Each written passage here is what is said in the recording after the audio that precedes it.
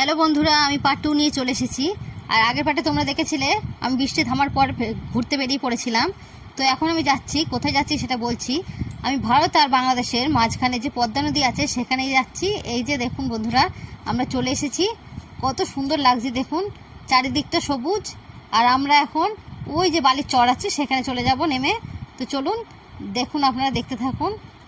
এই যে বন্ধুরা, আমরা বালির চরটায় চলে এসেছি। আর পরিবেশটা খুবই শান্ত ছিল, খুব ভালো লাগছিল, কারণ বৃষ্টির ওয়েদার ছিল আর বালিগুলো শুকিয়ে গেছিলো। তো এখানে দেখুন, আমরা এখন খানিকক্ষণ থাকবো। আর ওই যে দূরে দেখতে পাচ্ছেন ওটা বাংলাদেশ দেখা যাচ্ছে, আর আমরা এখন ভারতের মাটিতে দাঁড়িয়ে আছি। আর এখানে তো সোনাইকে দেখুন, বালিতে নাম লেখা শুরু করে দিয়েছে, এখন বসে বসে এখানে নাম লিখছে। ও খুব আনন্দ পেয়েছে, এখানে মজা করছে এসে। দেখুন সবার নাম লিখছে এখানে বসে বসে। তো বৃষ্টির ওয়েদারটা ভালো না, কখন আবার বৃষ্টি নেমে পড়বে। তো আমরা একটু ঘুরে নিই। দেখুন সোনাইকে দেখুন,